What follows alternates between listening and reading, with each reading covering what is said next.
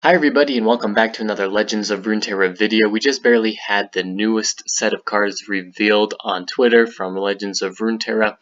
And yeah, we're kind of wrapping up here. The expansion is coming out on the 26th of August, so we should be close to getting all the cards revealed. This is close to one of the last reveals that we're going to get. And yeah, then the expansion will start, so we're pretty excited about that. Yeah, hopefully we get some pretty cool cards here to finish up the Targon for this part of the expansion. So anyway, as you can see here, there's a new keyword today. It's called Invoke. Pick a celestial card from among 3 to create in hand. So I don't really know what celestial cards are, and I don't know that we're going to be revealed those celestial cards today. There's quite a few cards, honestly, compared to the other days in this kind of reveal, so we'll go through them. I don't think I'm going to be able to talk a lot about them because it's going to be dependent on what they release tomorrow, and kind of that will also include their power levels. So it's kind of hard to evaluate them, I guess. Alright, so yeah, we don't really know what Celestials are, so Invoke is kind of ambiguous at the moment. Alright, so the first card here is the Mountain Scryer. Your Celestial cards cost 1 less, and we have an Allegiance from Targon. That's pretty cool. Allegiance is Invoke. So your celestial cards cost 1 less. So when you create these celestial cards, this could be a pretty powerful card, especially since we're going to be getting also Invoke if this is an Allegiance deck. So we're reducing the cost of the card that we are creating in hand. So just keep that in mind as well. Invoke does not play the card, it just creates it in hand. So they'll most likely have a mana cost, or it could be similar to Heimerdinger. So yeah, keep that in mind. Alright, Spacey Sketcher here. 1 cost card from Targon. This is play. Discard a card to invoke a celestial card that costs 3 or less. So that's pretty cool. We get some more Piltover and Zon synergy with Targon. Just like the gems that are created, and yeah, just another way to play Piltover and Zon with Targon. The stat line is pretty bad. It's a 1/1, so but you are creating a card in hand, and potentially, well, it's a unit. I'm pretty sure they're going to be units, these celestial cards. So yeah, you get a unit for this. So overall, this card is probably okay. You're just using it to generate more units in hand and be able to play them. Alright, so a celestial card also costs 3 or less. So it looks like they're going to be different power levels as well. So yeah, this card is going to generate some value, and you should be able to pick it. That's what the card said here from the beginning. So yes, you pick a celestial card that's invoked. So you're going to get a selection of cards to choose from, and the selection from the Spacey Sketcher is going to be 3 or less.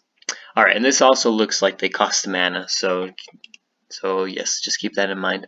Alright, this next card here is the Lunary Priestess. Okay, we get more Nightfall abilities, that's pretty cool.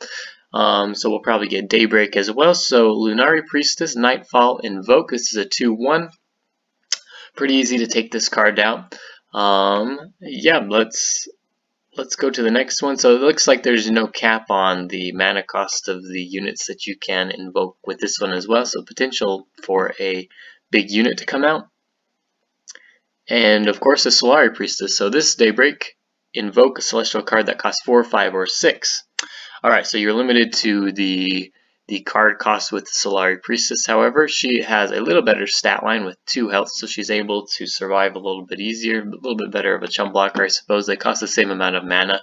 We've talked about this before, but inherently these Daybreak cards are going to be a little bit more powerful just because you are limited in when you can play them. So yeah, Daybreak generally more powerful than Nightfall because you can play more Nightfall units in a round. So the potential to play more than one Lunary Priestess is available. However, you can only play one Lunary Priestess around. So yeah, makes sense. Alright, this next one here, Moon Dreamer. This is a 5 cost straight up. This is just a common card. This is kind of cool. This card reminds me of Skull Kid, I think, from Legend, or the yeah, from Legend of Zelda. That's kind of funny. Alright, Moondreamer, play Invoke. So this is just a straight up Invoke card. It's a 3/5 unit, so you are, I guess, creating a card in hand for 3/5. So as a 5-drop, it's a little bit understated, but again, you are creating a unit, so kind of cool. Alright, and the last card here we have Behold the Infinite. So this is a burst speed spell that invokes. So this is also cool because it's burst speed generation of a unit. This obviously is a teaser for Aurelion Sol. This is a Dragon's Eye, so we're most likely getting Aurelion Sol tomorrow. This is what it's looking like. Let's see if there's anything else here. Alright, that's it. So yeah, kind of hard to evaluate these cards without seeing the actual celestial cards that you are creating. These celestial cards are probably going to be revealed tomorrow with Aurelion Sol, and then we'll be able to generally know what the power level of this set is and kind of if it's going to be worth playing. Overall, the concept seems pretty cool. We don't really have something like this outside of Heimerdinger. Heimerdinger is limited in the kind of the turrets he can create though, because he's the only unit that can do it. In Targon, it looks like, well, we know that there are going to be multiple cards that can produce these units onto the board. So this to me looks like it's going to turn into a mid-range deck for Targon, another mid-range deck perhaps along with the Daybreak units. Now that is considering the that they're going to be units, that all these cards that you are invoking are going to be units and not spells. And so I guess it's possible that the celestial cards can also be spells that you produce, and so maybe it won't be, but I'm assuming that they're units. It kind of seems like they're going to be units. Yeah, but we'll see tomorrow. Again, kind of hard in a vacuum to be able to evaluate these cards. Overall, I'm pretty excited for the diversity of gameplay this is offering, and I'm excited for Aurelion Sol. So anyway, we'll get the full release of this kind of set tomorrow, and then we'll be able to evaluate it a little better. Until then, thanks for watching this video. If you enjoyed it, don't forget to like and subscribe, and we will see you tomorrow. Thanks.